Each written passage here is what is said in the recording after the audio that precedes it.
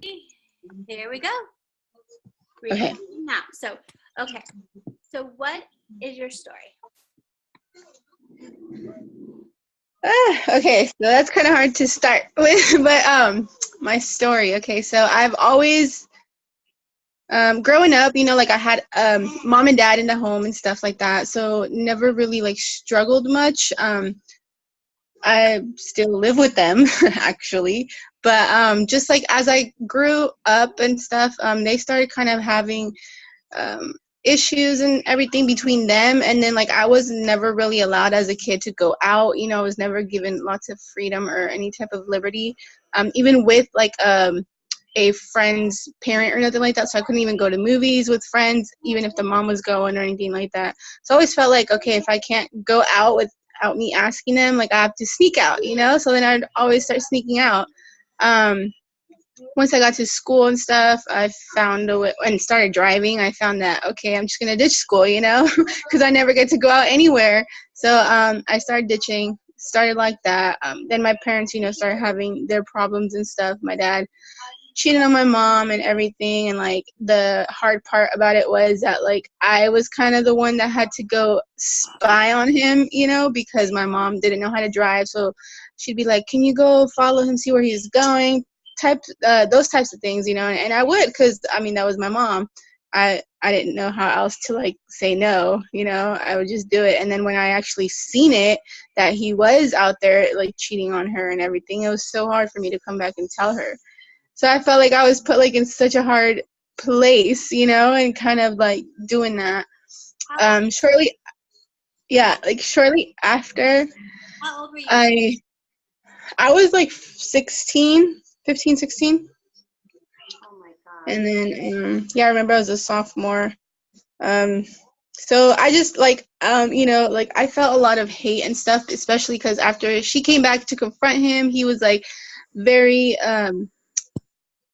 like so rude to her about it, like she was the one that was in the wrong for it or so, and I remember he like raised his hand at her like he wanted to like hit her or something, and I got in the way and I was like, no, you're not gonna do that, because do you not see where you are right now, like what you're doing?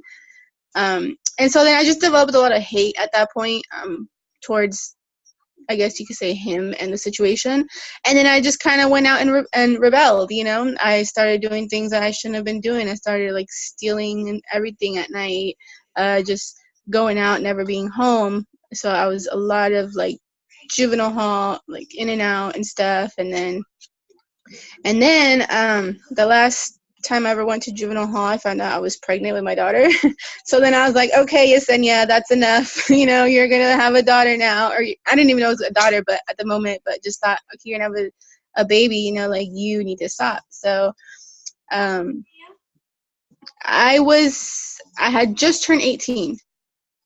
So I had just turned 18, but because I had ran away from a place called Sierra Youth Center, which is kind of like a camp for girls and stuff like that.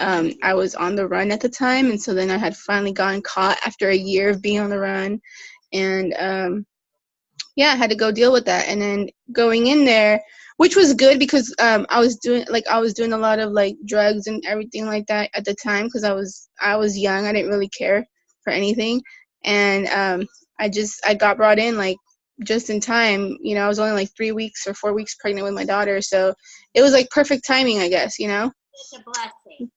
Yeah.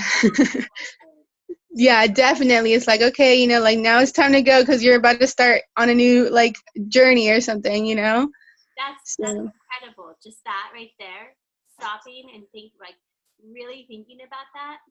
Like you getting caught and being pregnant at that time is such a blessing. Can you imagine if you had a crack baby and like, oh my God, yeah. That's crazy just right there. Just what you said already is like, holy shit. I know. It definitely took a lot, like, to realize it and kind of like come to terms like, oh my gosh, like everything's about to change. And yeah, it's been I don't know. I'm glad it happened. You know, I'm glad it happened. And then, like, you know, they say everything happens for a reason, and I'm like, and I look back and I'm like, yeah, everything does happen for a reason, you know, and I see why I had to go at the time and why I had to like be taken away. But but yeah, it's I ended up like finishing that off, and then I came out, and so then What were you there for? I was only there for like a month at the time because I had already turned 18, and so then they're like, well, what have you been doing this whole year? You know, like we've been looking for you, and I was like, oh, you know, I've just been like kind of staying home, trying to do my GED online and stuff, and trying to get my stuff together, and so I really wasn't, but it was just kind of like trying to talk my way through to it at that time because I was just like I didn't want to be in there no more, any kind of trouble, and and so they only gave me like 26 days, I believe, 24 days because I'd been there for 6 days by the time I saw a judge, and so so yeah, so once I got out from doing that, like I tried staying on track. I stopped talking to a whole bunch of people that, you know, I knew were going to just suck me right back in into doing all that stuff. And, you know, I ended up at that point, you know, I was with my kid's father and stuff, but it started giving us a lot of problems because that's all we knew at the time, like how to go out and how to hang out and how to like just go and get on some sort of high, you know, and he was still on that path and I wasn't anymore because I was carrying a baby at the time. So we started having our issues then, and then just things weren't okay. Like he's always struggled with drinking and stuff, and so then like I remember he got super drunk one time and I was like 7 months pregnant and we were trying to get him to calm down. He ended up like kicking his friend in the face or so, and then this whole thing happened. I ended up getting knocked down and hit my stomach on a suitcase, and then I was like crying, like it hurt so bad, you know. And so just little things like that you know that I kind of like remember about and like be like, there was no need for that. It was all because of your alcohol, you know. And so yeah, started having lots of problems. We ended up like kind of splitting up after I had my daughter. I was going to work while he was just home all the time, you know, and so that kind of started to bug me. And then like shortly after, so that continued for a while. Shortly after, I got pregnant with my son, and then same thing was happening and stuff. Once my son was born, I think I just felt like, okay, I've had enough, you know. And then we had gotten married, I think like a year after my daughter was born. And then by the time that my son was born, like a year after, I had filed for divorce. So I was like, okay, this is enough. I don't want to do this anymore, you know. This is not what I want. And yeah, I took the step, filed for divorce. And yeah, it brought a lot more issues because he was mad about it. He's like, don't do this. I don't want to do this. I'm like, but I do because I feel like we're never going to be okay. I was like, so this is what I need. And yeah, ended up doing that. Where did Finally. you live when you got married? Did you guys live together, and where did you live? We did. The funny part is that like when I was on the run and I wasn't allowed to be here and stuff because it was like easy for me to get caught, like we were living other places. We were renting a room. You know, at one point we were living at his dad's and stuff, and then once I came out and I was pregnant, then we ended up moving back to my parents. So we were living at my parents' house, which Together? they are, but they sleep in separate rooms. Wait, what? So, yeah, like they're together, they're married and stuff like that, but they have separate bedrooms. So it's like they kind of live a separate life in a way. Do you know what I mean? Yeah. Which is kind of awkward in a way because, you know, it's like, why don't you guys just like get yourself a room together? You know, like you guys are a couple, you guys are married, you know, but I guess it's just best like that. So A lot of issues in your house and drama? it does. Lots of issues. Like they're not okay. I think a lot of it is because of what happened back then. You know, I feel like my mom, she still has that kind of like in her mind and stuff and can't let go, which I understand, you know, like it's kind of hard. It's hard to let something like that go, especially because he ended up having a son from that relationship. Yeah, and so then like my dad will bring him around, you know, like he comes to the house and everything to visit. But And like your guys are just supposed to accept him? huh? And you're just supposed to accept him? Accept him? Basically, in my dad's eyes, that's how it is. I had so much trouble with accepting him and stuff, you know, because of how much because of how much the situation, you know, hurt my mom and everything. But then like I have stepbrothers and sisters that are older than I am, and I remember that when I was younger, they didn't like me. They disliked me a lot because of the fact that, you know, my dad and their mother weren't together anymore, you know, and he ended up getting with my mom once, you know, he came out here to America. But from what I know, the story is that my dad came to America, you know, to get a job and work and everything and bring his family out here. And then I guess that he found out that she had been living with another guy the whole time that he was gone. So then that's why their marriage ended. And then he met my mom. I don't know if that's exactly how it goes, but that's the story that they both tell me. So I mean, I don't know, you know, I get it. That's upsetting, you know, that your parents split up and everything, but I don't understand the hate towards me, you know. It's like I didn't do nothing to you guys. So just kind of having that in mind made me realize, okay, like I don't want to treat him the way that I was treated when I was younger. It's not his fault, you know, that my dad chose to make that decision along with his mother. So, you know, and then at that point I had my daughter. So then now I knew it was what it was like to have a child, you know, and like to love your child, and that regardless of whatever is going on, it's not their fault for your choices, you know. So then that's when I kind of opened up and I told him like, okay, like I'm willing to meet him, you know. I can't tell you it's going to be like the greatest encounter. I was like, I'm trying here, you know. I was like, little by little, I was like, but at least I'm willing to take the step to meeting him. And so at that point, my dad wasn't living here, so we kind of like met up somewhere.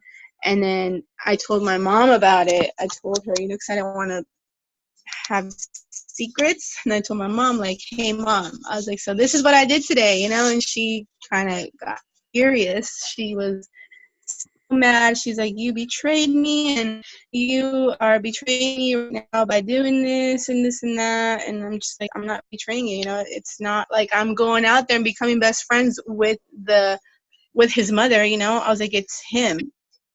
And so yeah, so for the longest time, you know, my dad was trying to come back home and my mom did not want to and everything. And she's like, nope, I can't. She's like, especially with you having a son now with someone else, with someone you cheated with me on. And yeah, I mean, it took her a while to kind of be accepting of it, but she was starting to allow him back. And so they were always fighting, you know, and I had to tell my mom, like, look, like, you know that he has a son now. And if you're trying to work things out with him and everything, I was like, then you need to, like, either accept the fact that he's there or let go. You know, I was like, because no matter what happens, I was like, you know, his son's always going to be there. He's now born, you know, there's no way that he's not going to be in the picture. And if you want to continue a relationship with him, then you guys got to work it out or something. And so they ended up getting married again. They ended up getting back together and getting married and stuff. And I couldn't go to their wedding because I felt like it was so like it wasn't real, you know, like they were always arguing, and I felt like she just did it for like a haha type of thing. Like, you know, he kind of came back home to me, you know. Yeah. And so yeah, I was at the time as well, like going through a lot of stuff. This was like maybe 2 years after like I had my daughter and stuff. So then I was just not okay with the whole marriage and everything. So I was just like, I'm not going to attend it and stuff, which I kind of regret in a way now because, you know, that doesn't happen all the time. But at the same time, I'm like, it's fine. But yeah, so now they're still married. They still argue daily. They're always talking about like, I'm gonna leave or you leave or whatever, you know. And it's like, okay, another reason why I left my kids' dad is because of how much we argue, and I don't want my kids to be around that and stuff. But yet they see it from you guys, you know. Yeah. So yeah, it's kind of difficult sometimes to deal with it. Me and my dad fight a lot. We don't have a great relationship or anything like that, because of the same reason. I feel like, you know, he did the things that he did, and I get it. Everyone, you know, we're not perfect. We all make mistakes, but it's not okay to come back and just kind of demand respect, you know, and be like, well, I'm the father figure. I'm the authority in the household, and you got to listen to me and respect what you say, because at one point we almost lost like our house here. We lost a house that we had in kind of like towards Fresno and stuff. And they ended up losing it because at the time my dad had gone into huge debt because he was spending all his money on this female and just not really caring about us. You know, he ended up going and buying like a house with her somewhere and just so much stuff. Yeah, and so it sucked. And so then, like, you know, he's always like, this is my house, this is da da da. And I'm like, this is your house now? I was like, because you have nowhere else to go. I was like, but this wasn't your house a few months ago, you know, when you were out there living in a different one that you bought with someone else. Right. So it was kind of hard for me to transition and kind of let things go. And to this day, it still is, because I feel like we've never actually got an actual honest apology. Right. It was more like, oh, well, let's just jump back in and go right back to where we left off from, you know. And I was like, it don't work like that. What do you think would happen if you said that? Like, what if you told him, I need an apology from you? Like, what would happen? I've tried to tell him before, and he was just like, oh, well, like, he's not the type to really listen, you know, and like hear you out for what you have to say or feel. He just kind of like gets defensive and stuff like that. Many times we argue, like he'll start calling me names, he'll start calling me out of my name and like kind of down talking me like you bitch and this and that, and I'm just like, you're my father, like you shouldn't talk to me that way, you know. I was like, I would never downgrade and call my daughter those type of things, you know, or anything, you know, regardless of what is going on, you know. And yeah, so it's really hard for me to try to have a relationship with him when I feel like I've been so disrespected by my own father in so many ways, you know? And, oh shoot, are you still on? Okay. Yeah. And, yeah, it's just, the relationship with me and him is not great. And yeah, so that's one of the things that I deal with on a daily basis here at home. But yeah, does it make you so back to the divorce. So we were like, ended up getting divorced and stuff, kind of moved on from my life and everything from him. At one point, you know, I was struggling a lot because I felt like I wasn't getting the help that I needed from him. So I was just really stressed out, you know, and I started drinking a lot. That's when I started drinking too much. And then I would start mixing my drinking with like prescription pills and stuff, you know, and I ended up overdoing it one day, you know. Even though I wasn't supposed to drive, I had gone out to the beach with my ex-boyfriend at the time, and apparently we got into an argument once we were out there, and he had drove there, and so somehow I ended up with the keys, and I ended up driving my butt back home, but didn't make it home. I ended up getting into that car crash, and just things kind of went downhill from that point, you know. I'm glad like it didn't go to the extreme of like not being here anymore, but I did end up hurting like 2 other people and stuff. Not like really bad, like I got hurt, you know, but it like they still got hurt, you know. And because of that reason, I had to go to court. I had to get, you know, I got sentenced to a year in jail and stuff, which is lucky, because right now one of the reasons why I stress out so much is because like for driving is because if I get caught driving, I still have 7 years of a prison term suspended, you know. So if I get caught driving, if I drink, if I get any type of DUI again, like those 7 years in prison are still like there, you know.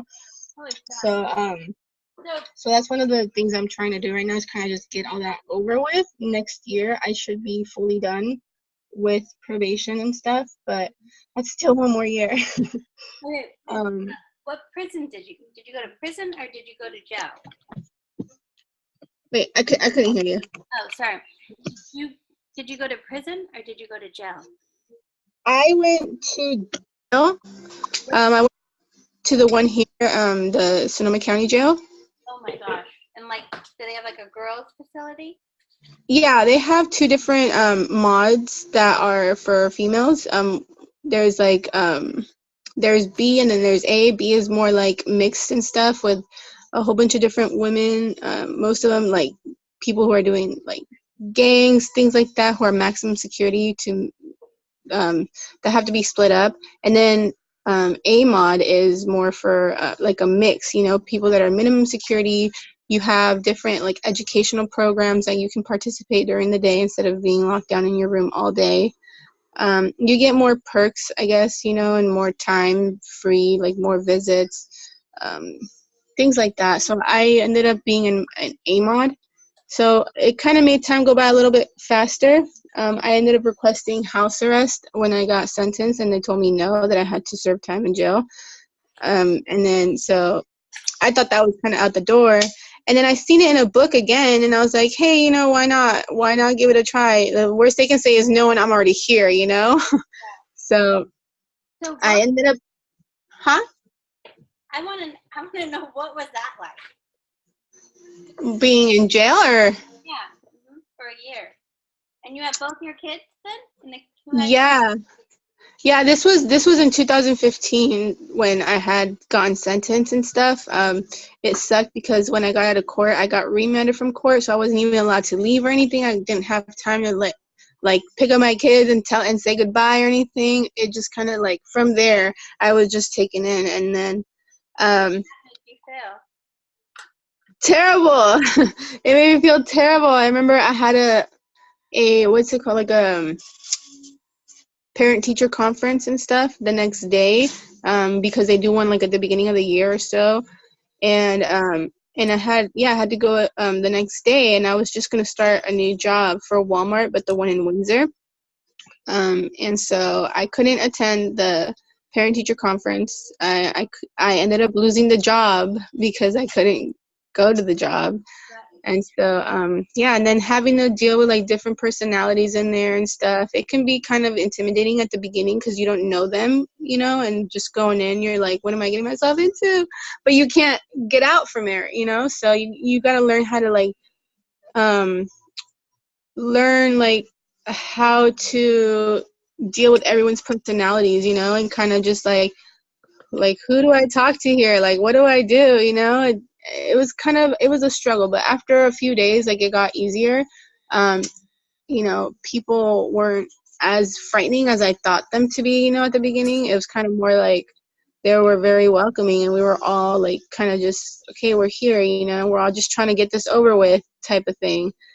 Granted, there are some people that are still kind of like they don't care, they're in there and stuff like that, so like you see people fighting sometimes, or just like different behaviors and stuff, you know, some people that had like disabilities and stuff, and it was kind of frightening. I saw someone have a seizure for the first time in there, and I was like, oh, what do I do? You know, so I just kind of like went to my room and stuff because they were attending them and stuff.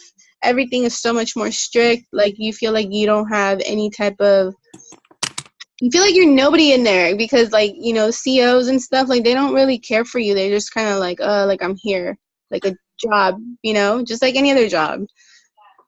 And so, Nobody, right? And you have no idea. Yeah, you have to ask, you like, I feel like you have to like raise your hand and stuff, you know, gotta try to get their attention just to walk up to the desk. It's like I'm not like, felt like I was a little kid again, you know? And So. did you work in there or like go to class, or did you have to do any of things like that? In there, I was going to class. I signed up to go to classes. I took a parenting class, just, you know, because I felt like a horrible parent at the time for being there, you know. They had certain activities for kids, like they had like a read me a story once a month, So then, like, you would go, you choose out a book, and then they would record you reading the story, and then you were able to send it to your kid, you know? And so I did that because I was like, okay, if I can't be there physically, then I can at least try to, be there as much as I can. So I do that. In parenting class, I'd have like different coloring activities and stuff. So I'd take a whole bunch of pages and everything. I'd color some, but then some I'd leave them blank so that, they can do and stuff. And I write them a letter like, draw these or like color them in and stuff and save them for mom for when I get out or something. But it was hard,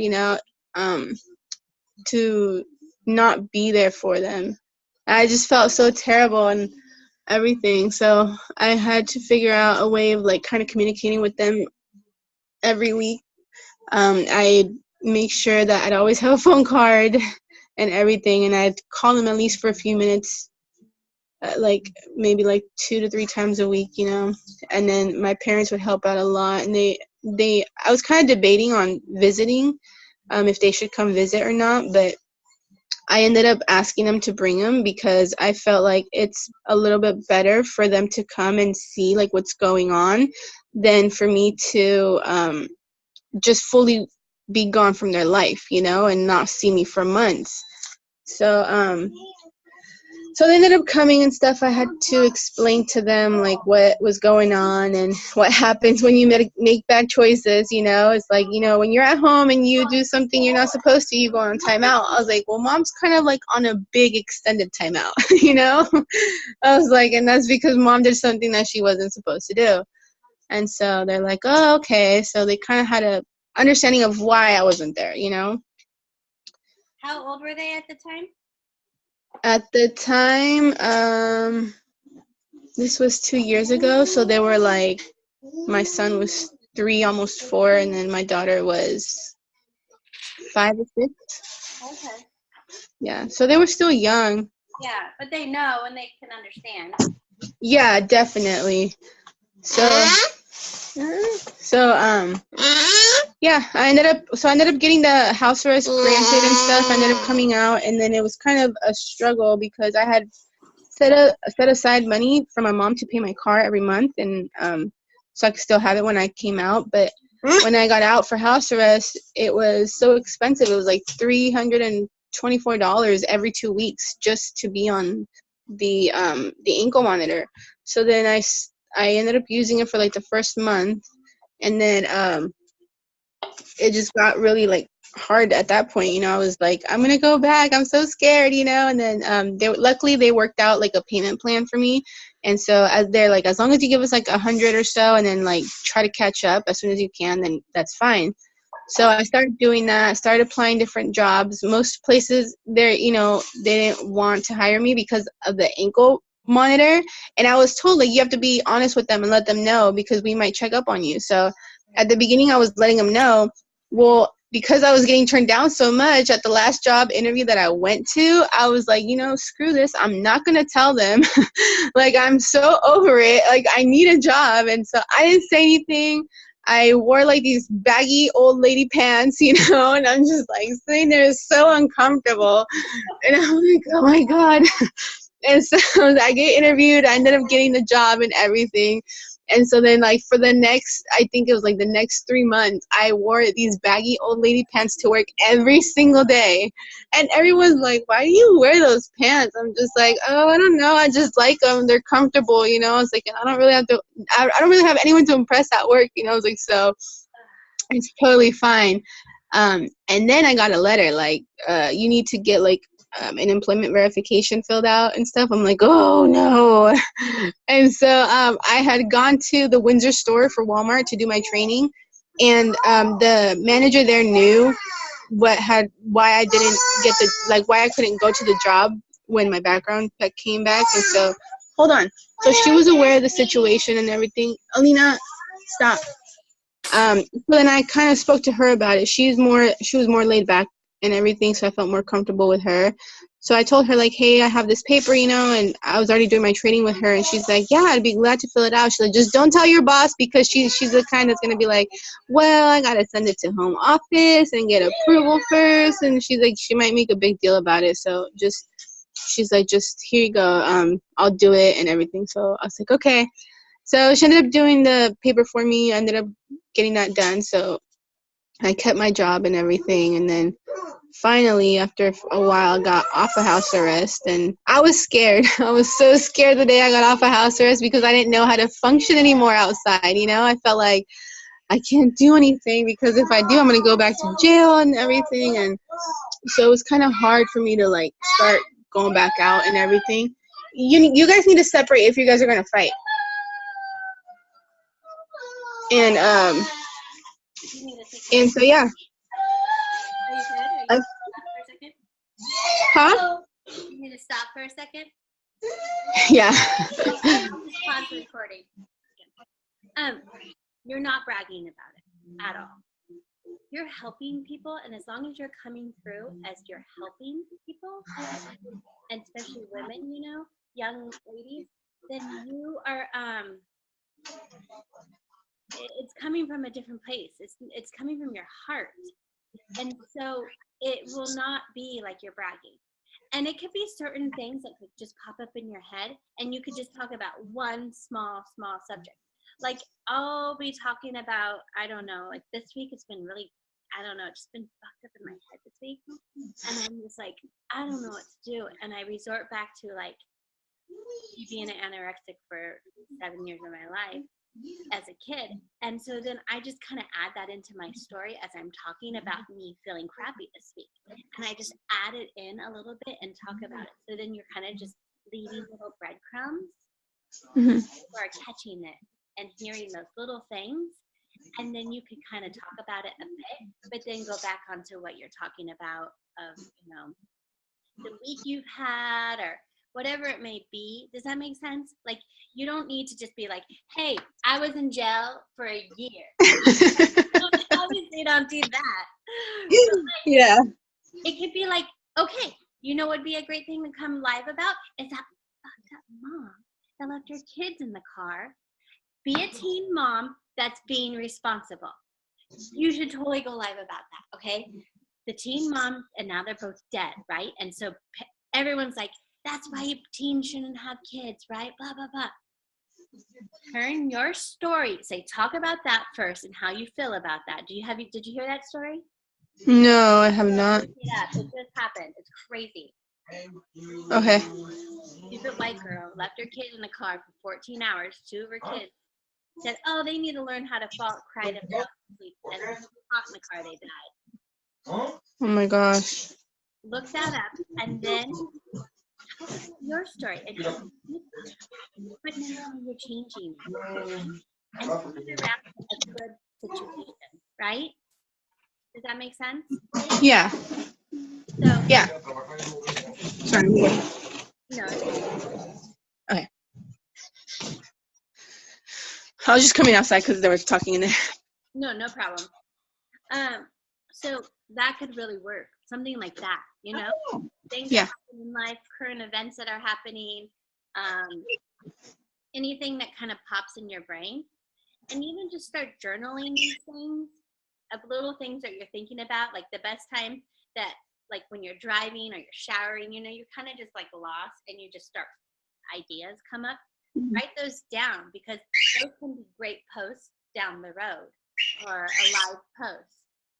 So think about those things. I think you should really go back and kind of dissect what we just talked about because it's like so insane, like all the things you have going on in your life and how you can help people with trying to recover from drugs or alcohol, or you can make a post about how you haven't drank and how long have you not drank? What was the last part? Oh, do you drink or no, you don't drink? No, I mean there are times where I'm like I kind of want to drink, you know, and then like I'll have a drink or so, but then technically I'm not allowed to, you know, just because of probation and everything, and I try not to at all. So if you do, like if you say you want to drink and you don't, right? How do you overcome that? What are some good tools that you do that help overcome? Because there's so many times when people are like, oh, I just need a drink right now. And then they drink and then they feel bad about themselves or they feel like they've messed up their diet or whatever it may be, or they're trying to stop drinking. So I don't stuff like that. It could be so many things. So many things that your personal life that you've struggled with, that you can't read in a book, that you can't learn in the school, that nobody that's smart, like those are life lessons that only you know and you can teach. Does that make sense? Yes. So I really feel like go back, look at this, and then kind of write down some bullet points of things that you think, wow, I could really dissect this and talk just a tiny bit about.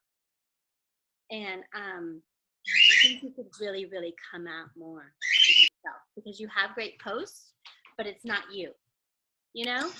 It's you, but it's you tiptoeing. Does that make sense? Yeah, kind of just like putting out what's going on right now and not really like what has been, what makes me me in a way, Exactly. or why I am the way that I currently am. Right, exactly. Yeah, it's exactly that. And it could be something as significant as a meaning of one of your tattoos. So many things that makes you you, Yeah. How you felt about when you crashed, there's people in the car. God, there's so many things in what you just said. So many things. Another great thing I wanted to say is, and I wanted to ask you this, growing up and having such strict parents, now does that make you want to be a strict parent? Or how do you feel about like raising your kids and how you should raise your kids, coming from someone like you that rebelled so much because it was so strict? And I think that's another great thing to talk about. Yeah, it's definitely kind of made me rethink a lot, as far as parenting. I've always said, like, I'm never going to be as strict as you guys were, and I'm always going to, like, kind of let my kids do whatever they want in a way, but now that I actually have them, I'm just like, oh, well, hold on. It's like, no, can't do that, but I feel like the boundaries that I try to set with them are a little bit different as like the boundaries that they try to set with me, and granted, like as a kid and stuff, like so much other stuff happened, and everything that now I'm kind of fearful for, and I'm like, well, what if this happens to them, and so it kind of makes me like not have trust for people as much with my children, and so it's kind of hard and everything, but I know that when they get older, I'm going to try my hardest, to be like lenient with the things that they want, not be so like, no, it's not going to happen, but kind of be more reasonable, like, okay, well, maybe if something that I'm not okay with, or that don't quite agree with, maybe we can work around it, maybe we can come up with something that we both agree with, and stuff, because there is like possible ways, to still let them do what they want with in life and stuff like that, especially as they get older, because I feel like as you get older, like you want to be your own person, you want to make your own choices and stuff, and when you have a parent that's just like, no, no, no, you're like, well, I keep trying to include you in what I want to do, but you just shut me down, so I'm just going to go do it anyways without you knowing, So I rather have more like better talks, kind of like work things out with them and stuff, and let them do it, because at the end of the day, if we really want to, we're going to do whatever we want, no matter like what age we are, and it's just like, do you want to be included or not? I'd rather be included, I'd rather know what's going on and have like an open relationship with my kids. They're like, hey mom, I want to do this, or hey mom, like this is going on, Yeah. Also, one thing, I never felt like I could go to my parents and talk to them about anything. I always felt like scared, like they're gonna get mad or they're gonna do this, and I want them to know, like, okay, I might get upset, with it, depending on what it is, but it's, you know, it's natural for people to get upset at the beginning, but just know that I'm not going to be like, well, like, no, or like, you're grounded, or just shut you out. Like, no, we'll talk about it, you know? Yeah, yeah, I agree completely. I was the same kid.